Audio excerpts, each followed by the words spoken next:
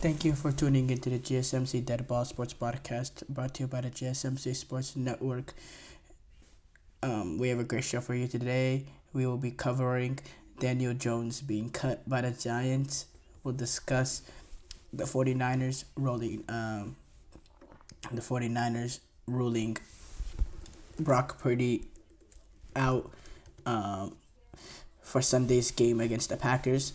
We'll discuss the Eagles taking on the Rams, the Ravens taking on the Chargers, and please stick around for the end of the show where I'll be giving you my full preview of this weekend's Premier League games of Match Day 12.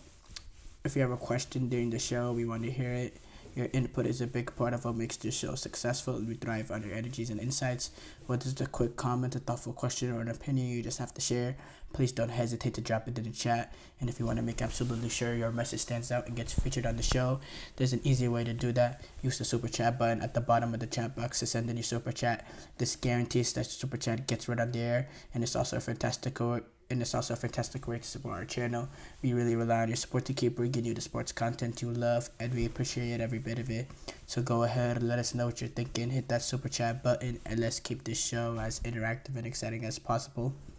And if you prefer, you can always go to the GSMCpodcast.net to tip, donate, or leave a comment or question there. We couldn't do what we do without your amazing support, and we're so thankful to have you as part of our community. We have to start off with Daniel Jones being cut by the Giants.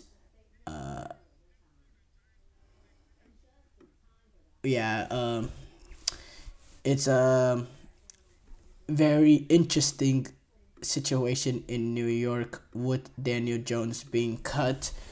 Daniel Jones, yesterday in his presser basically came out in a I'm leaving sort of speech, thanking the Giants and the organization and the fan base and all that for the opportunity to play for them, the fans, all that. Basically like a I'm about to leave speech. But it was interesting because we didn't know at that moment that Daniel Jones would be getting cut.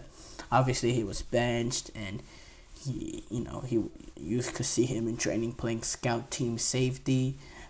As well, which is extremely, I can't put into words how disrespectful that is from the Giants coaching staff. Yes, to bench him is one thing, but to have him on the scout team taking reps at safety, I mean, if I was Daniel Jones in that instance, I'm leaving mid-practice. I mean, I know you're going to get I don't know how the fine situation works for that when you're on the active roster. Getting paid on the team, playing scout team, but I mean, they pay him, $40 million a year. So I mean, $40 million a year. I guess that that means that you can get blatantly disrespected like that. But yeah, I just thought it was a whole fishy situation there with Daniel Jones. And eventually it was a mutual decision. I don't think when the Giants initially benched him, they wanted it to go this way this quickly. I definitely believe that the Giants, once they knew for a while this season that Daniel Jones is not the answer going forward. But at the same time, I do believe that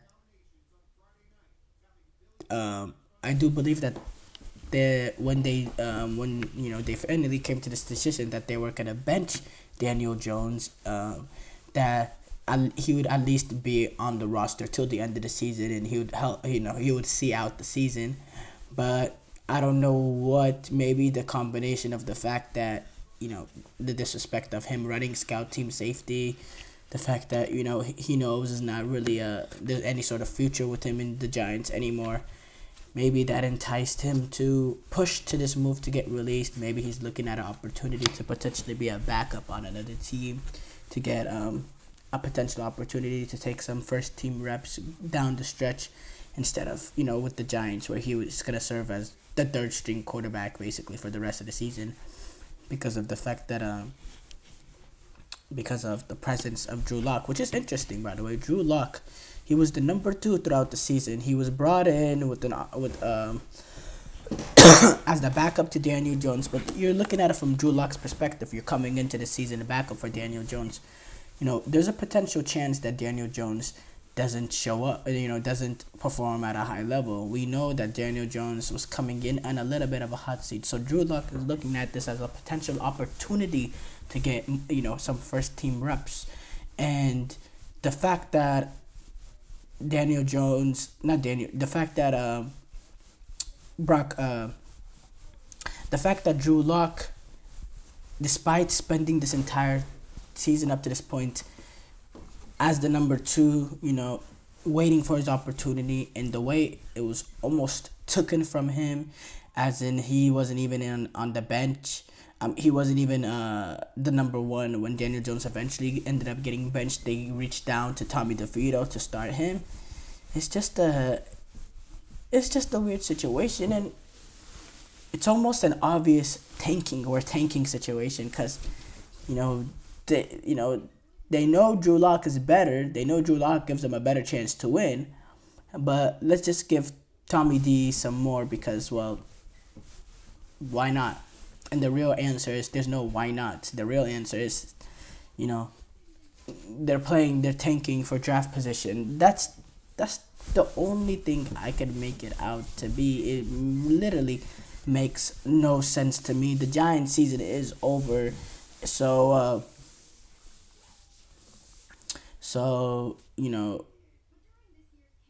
they can get away with, trying to tank, I guess. You can't really tank on the NFL level because, well, people put their lives on the line while playing football. Football is not a game that you just play. Football is almost a way of life, and people are not going to put their life on the line on a field for an organization that's vividly not trying to win. And by the way, you saw a little bit of backlash from players coming out in support of Daniel Jones, which, we know that we watch Daniel Jones on TV, and he almost have an Eli Manning presence to him, where he doesn't show any sort of real character or emotion. But it really seems like the players are, behind him. And when when he was asked about it as well on the presser, you could see in his eyes, he didn't cry, but you could see almost a little bit of a watery sensation coming to his eyes because when you're seeing everybody around you coming to your defense, obviously it's going to make you feel, some sort of way emotionally, and you definitely saw those emotions in Daniel Jones' face. And it was surprising that he had these sort of connection to his teammates, enough of a connections where his teammate felt the need to come out in support of him, because, well, you're just looking at it from TV, you see a player that really has no emotions. And I thought, it looks like someone, he's just another guy, almost, he doesn't seem like a great teammate or anything. He doesn't seem like a bad teammate, of course, but obviously it's, the players are really backed him, really support him, and yeah, I think the Giants have watched this whole situation. I mean, there's been so many mistakes that the New York Giants have had to make to be in the situation that they are in now, okay? So you go back to mistake number one, the biggest of all mistakes, honestly, is drafting Daniel Jones with the 6th overall pick in the first place. Daniel Jones was just by the consensus, was projected a career-long backup that maybe could have been a day 2 pick, maybe could have even dropped to a day 3. Nobody had him as a day 1 pick. And even less people had him as a top 10 pick. The New York Giants, trying to outsmart organizations, took him with the number 6 overall pick. On the basis, where the biggest basis of all bases was the fact that the quarterback coach, I believe, that worked with Daniel Jones was also the one that worked with Eli Manning and Peyton Manning.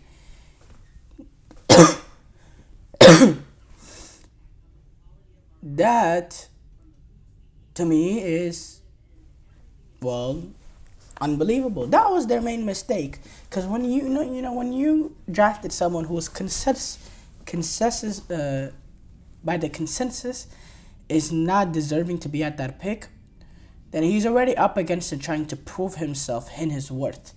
And again, he just didn't prove that he was able to be consistent enough at that level. That was mistake number one. Mistake number two is giving him that contract after that playoff win. That one playoff win where he had he had a really good playoff game there, but still didn't have a crazy amount of a crazy amount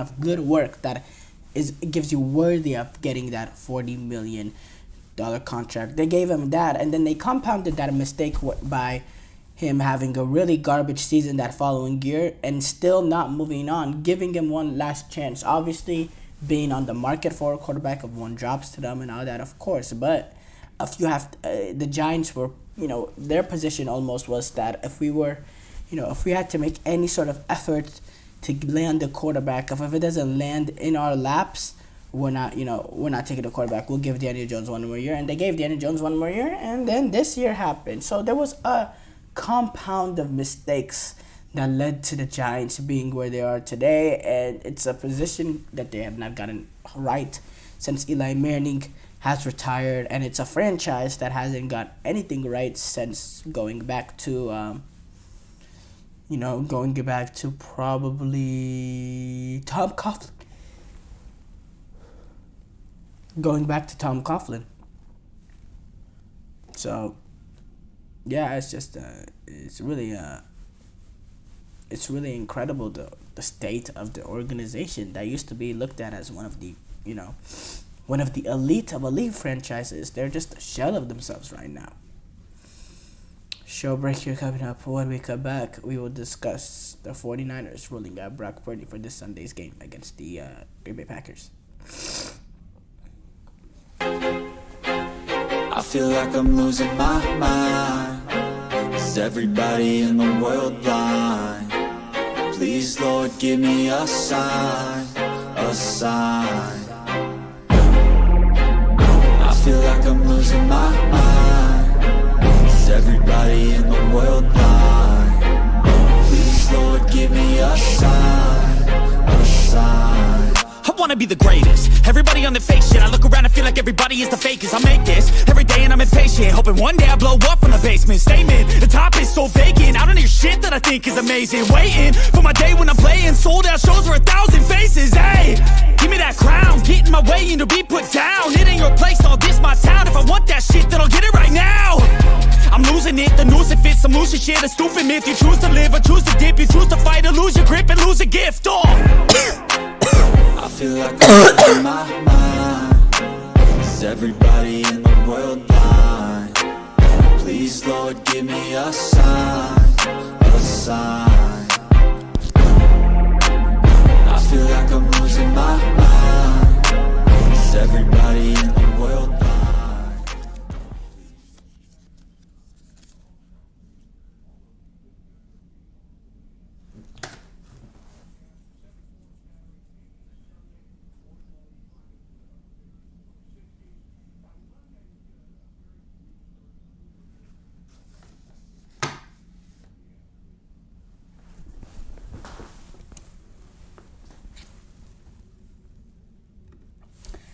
Before the break, we discussed the Daniel Jones being cut by the Giants. We move on to react to the San Francisco 49ers ruling out Brock Purdy for Sunday's game against the Packers. The 49ers are in, I don't want to say must win, but as damn near as must win as it gets, in my opinion. Ultra close to must-win territory, going away to Green Bay in a game against a NFC contender, of course, and a rematch of last year's divisional crowd. This is a title game, divisional round game. This is a 49ers team that scraped by in that game, and that have been scraping by so far this season. They're 5-5. They've looked pretty mediocre. They haven't won 3 games in a row all season, and they lack that ability to finish games in key areas, in key components. They've been failing in special teams in certain games. Defensively, they're not getting the stops when they need to get the stops. Offensively, they're not putting teams away in the red zones, and they're allowing the teams to stay in because they're not finishing off drives. And yeah, it's just been the same story with the 49ers all season and their losses. And even in their wins, they've been struggling. And now they have that, ultra important game going away to Green Bay. And guess what? They just ruled out Nick Bosa and Brock Purdy, who you can say arguably are both the most important players on their each respective position group. I think Brock Purdy is clearly the most important 49er offensive player. I think he's the most important 49er player, period, because the quarterback is just such a valuable piece of the team. And then Nick Bosa, who has also been ruled out with the hip and oblique.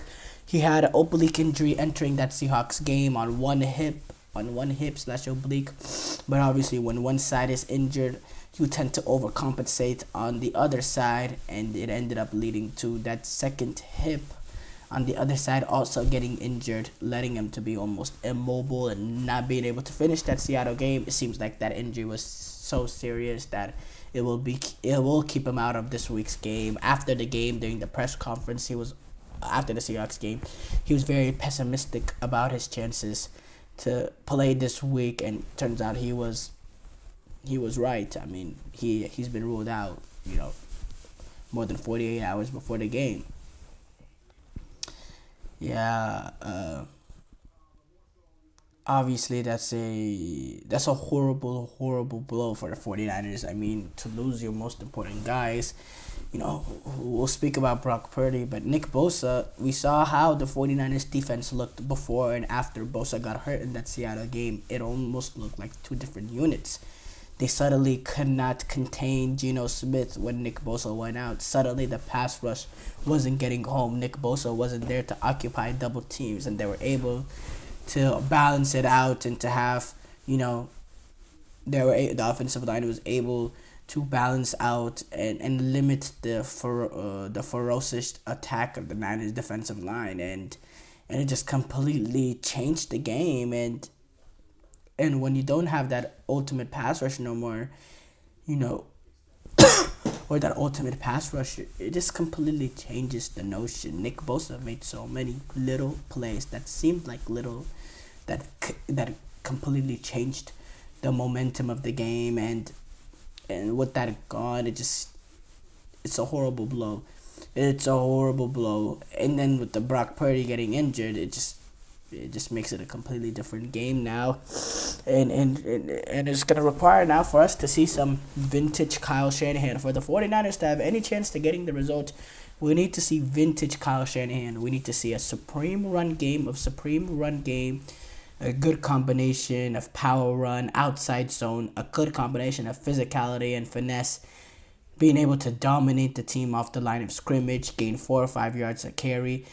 Get Brandon Allen, who's going to be starting for the Niners, get him in situations where he's never having to face third and long, third and obvious passing situations, and maintain a sustained offense whenever you do throw the ball. Try to get easy throws for Brandon Allen. I'm talking about screens. The 49ers under Brock Purdy, they're one of the least screen throwing teams. You compare that to when the 49ers had Jimmy Garoppolo, they were one of the most screen throwing teams. So any throws behind the line of scrimmage, you have to make it as easy of a game as Brandon Allen. You got to keep Brandon Allen out of obvious passing situations, and you got to keep Brandon Allen out of and you cannot play from behind as well. You need to have a lead throughout the game, because you cannot have to come out and just completely open up the offense right away. You need to have everything open, or you cannot limit the offense. You need to have the entire playbook open when you're with the backup quarterback, and yeah, obviously it's gonna be a difficult one because that game is also gonna be away in Green Bay. That it doesn't get really much harder than that atmosphere. That team is a really, really good football team as well. Not quite as good as what we expected entering this season. There's been some games that they've struggled in, despite going up against opposition that we fully expect them to dominate. When I'm talking about the Bears, this weekend they only won because of a blocked field goal. You go back to the Texans game. I thought they should have played much better in that one. I thought they should have played much better against the against the Jaguars as well. And then they were outclassed by the Lions. This Packers team was not as good as I expected them to be. They are sitting 7-3, but a lot of that has to do with their schedule. Jordan Love, he's made some really good throws this season, but he's turning the ball over at an alarming high rate. He has 11 interceptions on this season, and he's missed a few games as well. 16 touchdowns, 11 interceptions. Not the worst and not the best touchdown interception ratio. The 49ers defense, they will get the opportunity. Jordan Love will put the ball in harm's way once or twice a game. Will the 49ers be able to take advantage of that opportunity? That's the thing. And how can the 49ers generate a consistent pass rush with no Nick Bosa? Because a pass rush is going to be very, very, very key. You do not want Jordan Love to have time to stay in the pocket and pick out his throws, because he will. If he has time to pick out his throws, eventually a receiver will uncover, and he has the ability to be able to throw off of different arm angles, different platforms. You need to get pressure on him and need to get pressure on him quick to get him uncomfortable. How do the 49ers do that without Nick Bosa? You got to, again, when you're losing a little bit of talent, it has to come from the scheme. It has to come from Sorensen generating pressure in, certain times that maybe Jordan Love doesn't expect. Maybe do some stunts, where, you're getting defensive linemen moving and you're trying to confuse the offensive linemen blocking assignments. You got to do something to open up open up pass rush lanes, because you don't have that guy in Nick Bosa that could just one-on-one dominate the tackles, bull rush through them, or just run right past them. You don't have that ability. I do think Ettore Gross Matos played his first game last week. I thought he had a really good game, game one, and maybe he can make more of an impact in this one. But he's definitely not going to be at Nick Bosa's level. And then offensively, I don't know what the 49ers are going to do besides, making it easier for Brandon Allen. They just need to play from ahead. They cannot go behind in this one. And, yeah, it's a must-win game. And, yeah, wow, where are the 49ers right now? I can't believe it. Short break here coming up, and when we come back, we will do Eagles versus Rams preview. Looking for your daily fix of sports talk without having to pay for it? GSMC Sports Network is available on YouTube. Just search GSMC Sports Network. Get your fix of daily sports talk shows on YouTube, absolutely free. NFL, college football, NBA, MLB, MMA, UFC, fantasy football, and so much more. GSMC Sports Network has shows running all day long, with new sports shows starting every 2 hours. Just like on your favorite cable sports channel, except GSMC Sports Network is absolutely free. Just search GSMC Sports Network on YouTube to catch one of your new favorite shows, like the GSMC College Football Podcast, Chip Shot Football Podcast, Hoops and Heels Women's Sports Podcast, GSMC Basketball Podcast, and so many more. Check it out for yourself. GSMC Sports Network, now available on YouTube absolutely free. Search GSMC Sports Network on YouTube right now.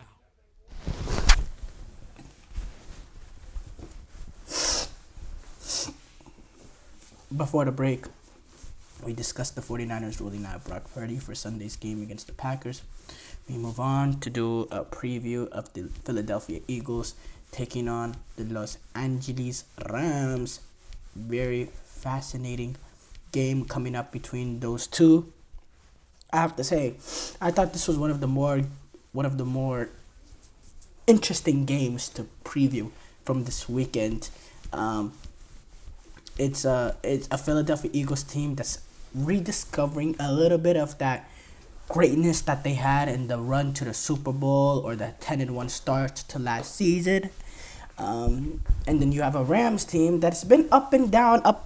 Now they're getting guys back and they're getting much more healthy and they're getting some wins, but they're also suffering some losses that you don't expect them to suffer. You're losing to a Dolphins team at that point that were, I think in that point when they lost to them, they were 2-6, and it's not like Dolphins offense went out and just went crazy. They lost because the offense couldn't get a touchdown, couldn't generate anything against the Dolphins offense, a defense. And then you go back to the Seattle Seahawks game. The Rams won because of an overtime drive led by Matthew Stafford. Yes, 26-20. But a lot of things had to go the Rams' way in that regular season, in the regulation to even get it into overtime. I mean, Geno Smith turned the ball over 2 times on a goal-to-go situation. I mean, it doesn't get much more. Fortunate than that for the Rams, but they did have a good win over the Minnesota Vikings. I thought they played. I thought against the Patriots it was bland, but it got the job done. A big play by big time players like Puka Nacua and Cooper Kupp, who combined, Puka Nacua and Cooper Kupp, they combined for 229 yards and 3 touchdowns. They both averaged around 17.7 yards per reception. They played 2 incredible games and they made some big time plays. Cooper Kupp had a big time touchdown as well in there, and they they won with Matthew Stafford. He's a brilliant player. He was 18 to 27, 295 yards, 4 touchdowns. They won through the quality of their of some individuals. Even though as a unit, the Los Angeles Rams team is not the greatest team, what they do have is they have a superstar wide receivers, they have a superstar quarterback, they have a superstar head coach, and they have an opportunistic defense. Whenever they took on the New England Patriots, they came up with that huge interception to seal the victory. It works. They have that little bit of a winning formula to them. They just need to develop that consistency. But I think we're seeing a little bit of their ceiling. They win a few games that they're not expected to, and then out of nowhere they'll drop a bomb and they won't look as good as we thought. I just think the Rams are quite right now not at the level of a Super Bowl team, but at a level of a team that's kind of try to sneak their back way into the playoffs and then probably get eliminated in the first round, maybe win a game. They're not the strongest team. Philadelphia, they have been rolling this season. Since that 1-2 start, they have reeled off 7 straight wins, and they're getting back to the Philadelphia Eagles team that we seen recently. They're pushing the ball down the field occasionally with Jalen Hurts. Jalen Hurts is getting his legs more involved. The Philadelphia Eagles run game is much more deadly now with Saquon Barkley at the mix, and the ability that Saquon has, how he can break one, how he has the speed to get away from defenders, his ability to run in between the tackles as well. He just has everything, and he's been legitimately an MVP candidate this season. And this Philadelphia Eagles team has been dominant this season since that 1-2 start. And you do realize they're a Saquon Barkley drop away from being 9-1. Now, I don't think they have been a 9-1 football team. I think they have shown their vulnerabilities. They were a late game interception away from potentially losing to the Jacksonville Jaguars, and then they got a win over the Commanders, in which it was a funky game to the fourth quarter, and then their win before that was against Cooper Rush. I think we should wait to see them take on a Green Bay. Oh, they did take on Green Bay week 1. I'd like to see them take on a Green Bay again. I'd like them to take on a Detroit, which we'll probably see down the line in the NFC. But yeah, I've been impressed with Philadelphia. Now Philadelphia taking on the Rams. I think this is a good test for both teams. I think for the Los Angeles Rams, you finally get to see, okay, can they compete with the elite of the NFC? What do we look like? How does this look now that the Eagles will be going cross country to take on the Rams at LA? So that will be that the Rams will be the team. But can the Rams compete with the elite of the elite? Because this is a game that they can really announce their presence in the NFC. Philadelphia, on the other hand, their main thing is, well, we just want to continue the momentum that we've had of late. We want to get to 9-2. We want to win all these NFC games because they can be big when it comes to tiebreakers potentially. When it comes to the NFC, those tiebreakers can be very, very crucial. So you want to win all the NFC games when they come, and the fact that it's against the Rams, you could potentially do some damage on their playoff aspirations.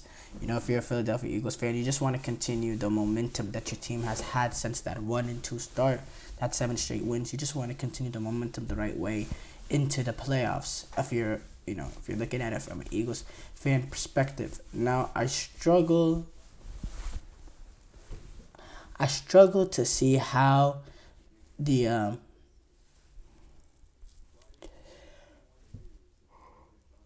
I struggle to predict which position group really dominates the game. I think I think the Rams have an opportunity to go at this Philadelphia Eagles defense. I also think the Rams could struggle to generate offense with the Philadelphia Eagles against the Philadelphia Eagles defense.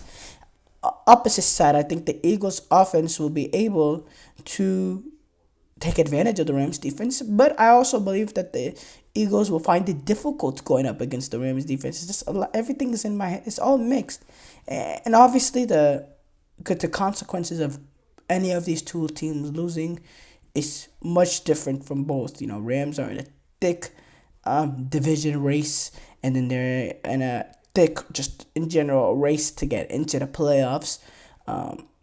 Philadelphia Eagles are, they're now probably the clear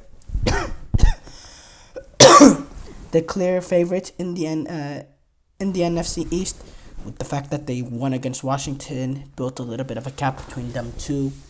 And then, Commanders actually, they've been a little bit struggling of late. But yeah, I think the pressure is different on both sides, and I'm looking forward. I'm looking forward to the matchups. I really am. Short break here coming up. When we come back, we will do a preview of the Baltimore Ravens taking on the Chargers.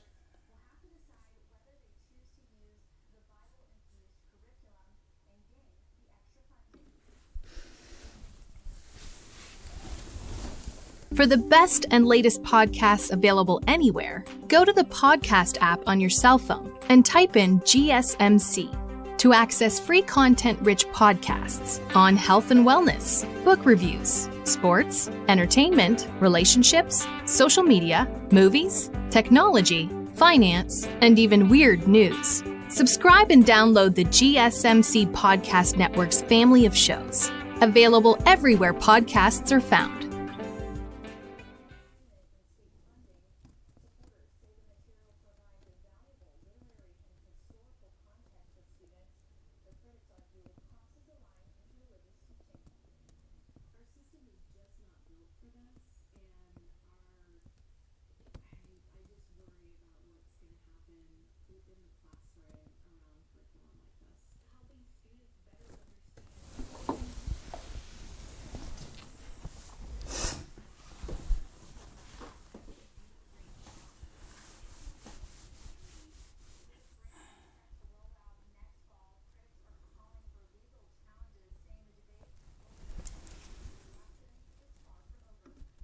Before the break, we discussed the Eagles taking on the Rams.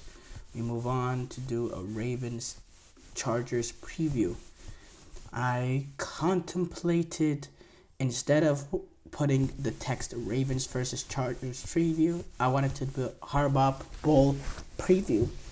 But I didn't get the. I decided to go a little bit more professional. Ravens versus Chargers. Yeah, this is the Harbaugh Bowl.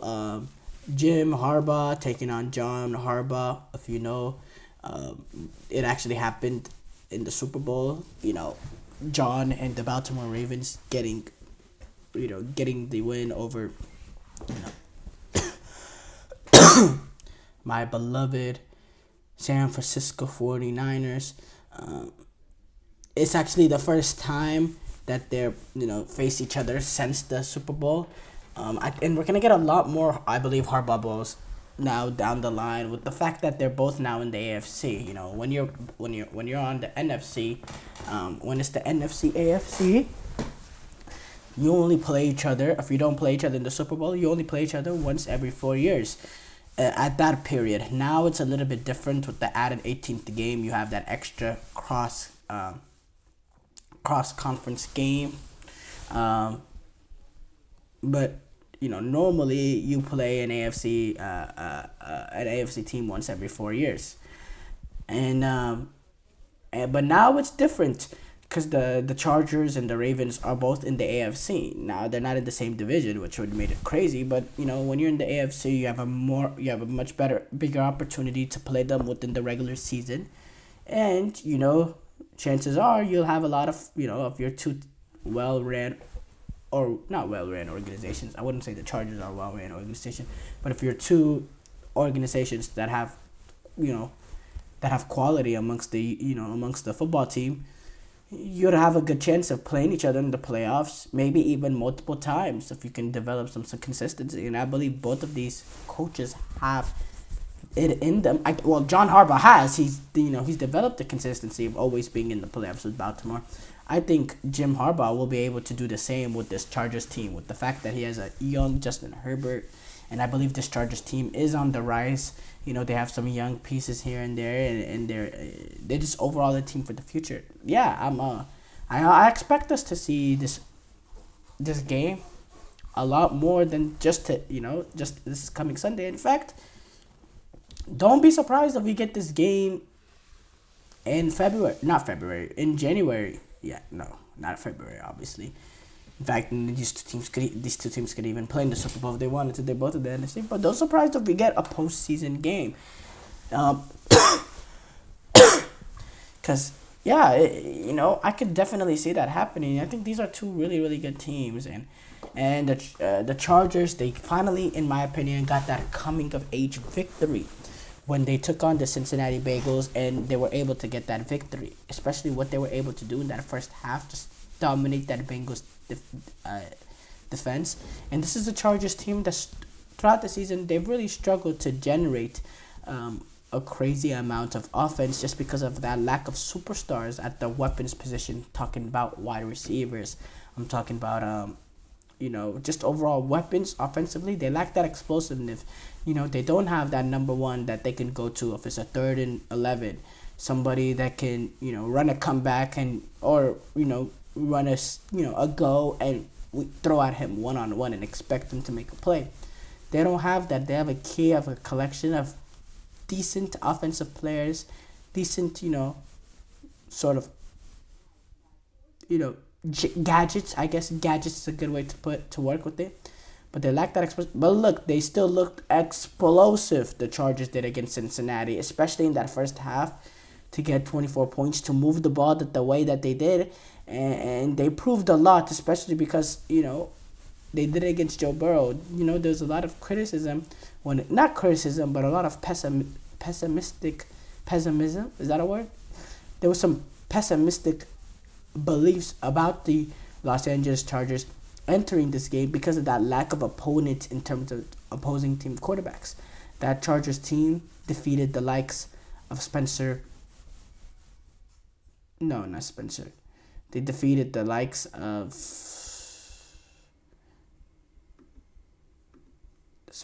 They defeated the likes of Will Levis, Spencer Rattler. Yeah, that's what it was. Will Levis, Spencer Rattler, Jameis Winston. Bo Nix, a rookie Bo Nix, Justin Fields. The caliber of quarterbacks that this team has faced has not been at the highest level. And what they did against Cincinnati and the way how their offense, and how played and how their defense. I thought defense throughout a lot of the game. I thought defensively they were solid, but they did fall apart a little bit in that fourth quarter, which I was a bit underwhelmed with. But overall, I thought they played a really good game. That Chargers team did, and they almost gave it up, and it would have been the most Charger thing ever. If they ended up losing that game, and that would have been an unforgivable loss. Not unforgivable loss, but a hard loss to take if you were Jim Harbaugh. They were able to seal it. They were able to get the ball back after another missed field goal from McPherson, and they got the touchdown through J.K. Dobbins. Now you're taking on the Chargers team after we summarize both these teams' season. Now they take each other on. I think these two teams are a little bit similar in the way that they want to go about it, which can be shocking. I mean, the coaches are brothers. I assume, they'd have a similar philosophy here and there. I think John Harbaugh's is a little bit different. Number one, you got to understand both of them, their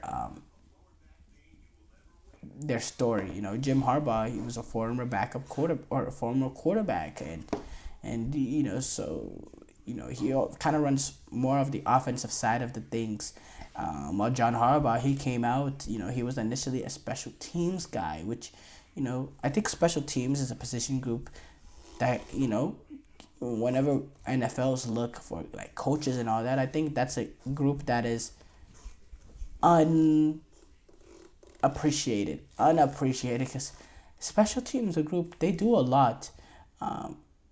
Special teams coordinators, I mean, they do a lot. Number one, it requires to be a leader of men to get players to buy in to, despite the fact that they're not getting reps at the position that they want to get in, they're still able to generate, they still have the motivation to get the blocks, to put it 100% on the field, to run down the player when it needs to be run down.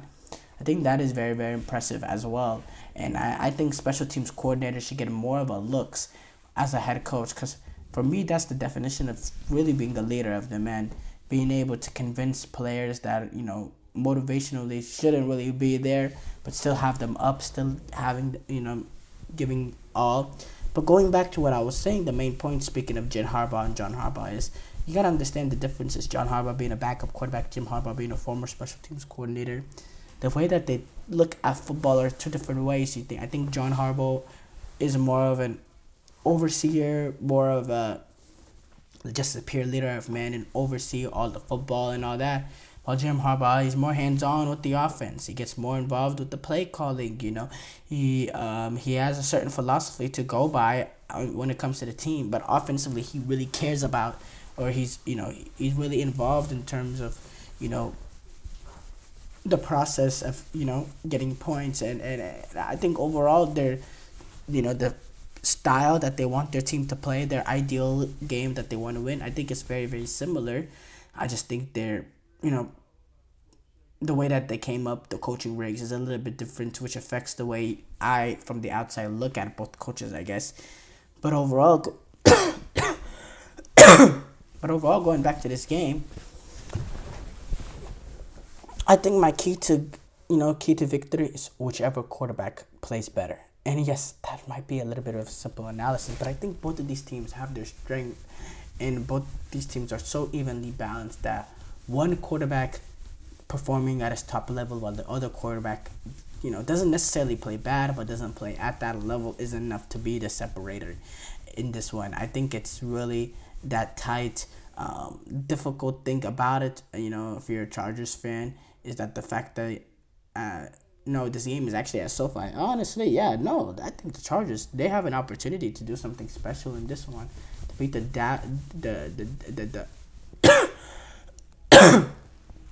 to beat the Cincinnati Bengals and Baltimore Ravens in back-to-back weeks here. I think they really announced themselves as a team. Yeah, we're not playing for no wild card. We're here to compete. While the Ravens, you want to take advantage of that Steelers loss. I mean, that Steelers loss puts them right back in it in terms of a division title. You don't want to drop points here. I think it'll be very, very beneficial for both teams' victory. And I think I will favor the Chargers, just slightly actually. And I really believe in Jim Harbaugh. I really do. What a great man and what a great coach. Short break here coming up. When we come back, we will do a preview of Premier League Match Day 12.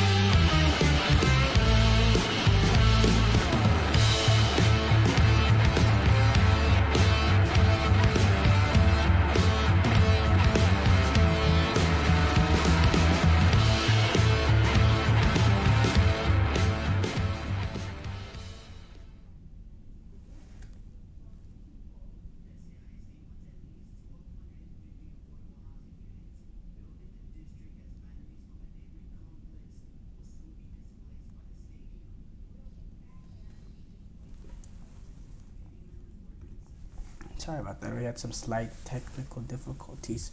It didn't go straight into break. It went to the graphic overlay, but we eventually got it to break. But welcome back to the GSMC Dead Ball Sports Podcast. Before we discuss the Ravens taking on the Chargers, we move on to do a Premier League Match Day 12 preview as the club football scene finally gets back. I'm seriously starting to get tired of these, international breaks. I love international football, but just far too many breaks in such a small amount of time, especially early on in the season. I don't mind the international breaks because I love international football, but to be honest, we had the Euros this summer and we had so many breaks. Let's just have a sustained run of now just pure club football. Like, please, I'm really, really happy where, it's back. And some big games on the club football, or the Premier League scene coming up this weekend. Leicester City taking on Chelsea. This game actually will be played in a few hours now. Really excited for this one. I think Chelsea have had a really good start to their season. They're sitting in third. I think they're reeling their opportunity to play against Leicester. Now it is at King Power Stadium, and Leicester, they've been all right this season. They're not in the bottom three, and obviously that is an accomplishment as this team. Their main objective is to stay up as their newly promoted team, but and to survive the sort of disparities of parachute payments. But in this one, I think just defensively, Leicester just concede too many goals. They've conceded 21 this season, and I think Chelsea will have a lot of opportunities that they can take advantage of, and just the way that Chelsea are playing, the confidence that they're rolling with. I think Chelsea are gonna be victorious in in this one, I have to say, by the way, I think Chelsea are a team. They are sitting in third. They can compete to. They'll get into that top four. I firmly believe. I think they have a good opportunity. The way that some of the players are performing, the depth that they have, the ability to rotate. Yeah, look, don't be weary of this Chelsea team. Wolves taking on Fulham. Obviously, we know how open Wolves can be, which almost to their detriment, but they can also create a lot of opportunities. Wolves can, and in certain periods of the game, they can play some good football. I think Fulham are a professional team. Can be boring to watch here and there, but I think overall, Fulham have a professionalism about them, and professionalism gets you past these teams that are that are almost unprofessional in Wolves. The way that they go about it, how entirely open they are, how they're easy to play, how they're easy to to play against, how they're poor defending set pieces, and it can just fall asleep in horrible parts of the game. So yeah, I'm definitely gonna favor Fulham in the one. Just look at the league table. I mean, it tells you the story. The differences between these two. Everton taking on Brentford. Everton taking on Brentford. I think this is gonna be a little bit difficult for Brentford. Going up against Everton at Goodison Park, that atmosphere, I think Brentford will be struggle to play the game that they want to play against Everton. I think Everton will make it difficult for them. Not close up shop, but play compact as always, and make it difficult for these Brentford players to try to play these tidy balls in behind and all that. I think Everton will make it very difficult for Brentford to play their game, and I think these are the sort of opponents that Everton will fancy their chances against, and the fact that it's home as well for Everton. Yeah, I think I'm going to slightly favor Everton. Arsenal, the time is now. They're 9 points behind Liverpool. They're 9 points behind Liverpool. The time is now. No more slip-ups, no more excuses. Martin Odegaard, he's going to be fullback now, 100% fit, ready to rock and roll. Great test for them coming straight out. Obviously, Arsenal now, they're in a position, every game is almost a must-win for a while now. And this game being at Emirates, you have to get all 3 points, even against a Nottingham Forest team that's on 19 points this season, which is tied for third most in the Premier League. Actually, they're also level with Arsenal. There's no excuses now. It's now or never for Arsenal, and I think they'll be able to pull it off. I don't think they're gonna be. I think they're almost. I think they're generally out of the title race right now, but it'll be a nail on the coffin if they lose this one, or if they drop points in this one. Bournemouth taking on Brighton. We know what Brighton is and Bournemouth is as well. They both play some good football. Semenyo, I think he's been really good this season. Brighton, they've been professional under Fabian Huddersfield. They don't concede many opportunities, and when the opportunity comes, they have the quality and ability to take advantage in terms of their attack. No, I mean, they do. They concede a few goals defensively. I meant to say they concede a few goals defensively, but they have the quality and ability to take advantage of the opportunities when they come. They are able to dominate possession in certain games, but at other games, they can be a little bit more of the back foot and still be comfortable. As far as Bournemouth, they're a little bit high-flying of a team. And yeah, I think it's a game that I'm really looking forward to, and I think Bournemouth has that energy, and then the combination of that energy, how high-flying they are at the Vitality Stadium, yeah, I'll fancy them. Aston Villa taking on Crystal Palace. Palace has been pretty poor by their standards this season, sitting 18th. It's been boring to watch. Aston Villa, suffered a little bit near the end of the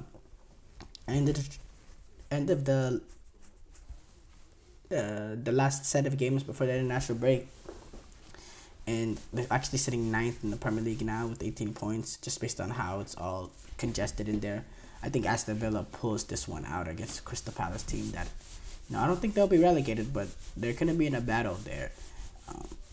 Southampton take on Liverpool. You're Liverpool, somehow you're already 9 points clear of the, 5 points clear of the title, and you have an opportunity to smell blood on Manchester City, who've been struggling of late. Just continue to do what they're, Liverpool, if you're a Liverpool fan, your mindset is we continue what we're doing. We continue to do what we've been doing, and we're going up against a Southampton team that is currently sitting 20th with 4 points through 11 games. One team is sitting in 20th, last place. The other team is sitting first. I think there's nothing much needed to be said other than that. Liverpool will win that one. Newcastle take on West Ham United. Very, very interesting one. I think Newcastle, they've been up and down this year, haven't really dominated games, but they've been able to be clinical when the opportunities come to take advantage in transition, and then defensively, they're doing the job. They've conceded 11 goals. They've only scored 13. They're not dominating games, but they're getting results here and there, and they are sitting 18th point. While West Ham, I think they're a little bit of the same as Newcastle, except that they're not getting the results. They've had 3 wins and 5 draws, and they're 12 points. I think Newcastle and West Ham overall throughout the season has been playing at a similar level. I just think Newcastle's quality has been able to push them through, and I think Newcastle's quality will be enough to push them through yet again at St. James's Park.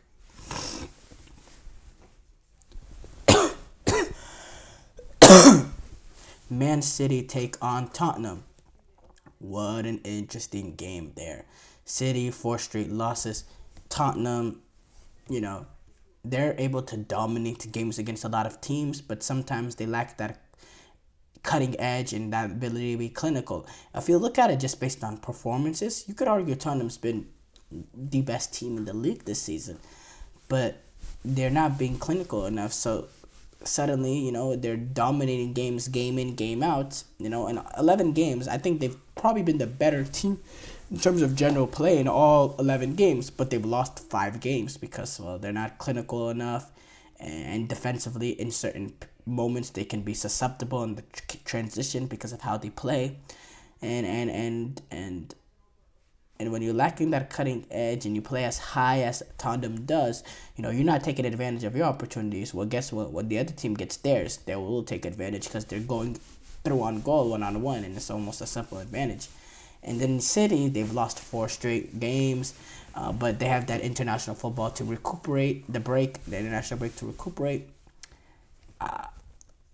In the fact that it's City at home and they're feeling a little bit of that desperation, I'm going to fancy Manchester City in this one. And then the big game, actually Tottenham is the big game, but also another big game, Ruben Amorim, first game in charge of Manchester United. They're going away to Ipswich Town at Portman Road.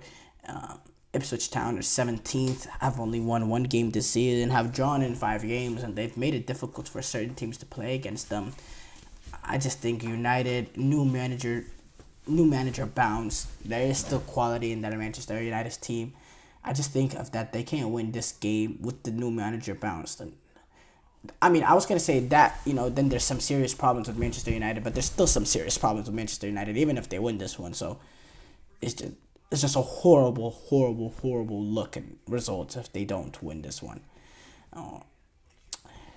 Thank you guys, though, for tuning into the GSMC Dead Ball Sports Podcast, brought to you by the GSMC Sports Network. Your support means a lot to us, so please remember to subscribe to the show and leave a positive review. It really does make a difference. We also invite you to follow us on Facebook, Twitter, TikTok, and Instagram for more content and updates. So thank you once again, and have a wonderful, wonderful day.